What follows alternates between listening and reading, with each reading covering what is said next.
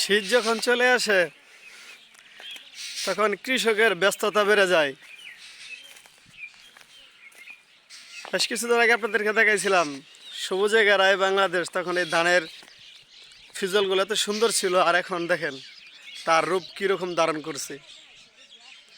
সব জমি ধান, ভালো ধান হয়েছে, সকলে দোয়া করবেন।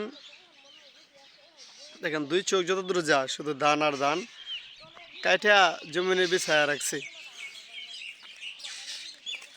গ্রামের সবচাইতে বাণিজ্যিক বিষয় হচ্ছে সেটা হচ্ছে কৃষিকাজ।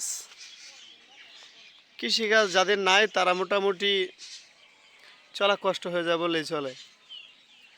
আর যখন বাড়িতে আসি তখন এরকম যে একটু কৃষিকাজ দেখতেই হয়।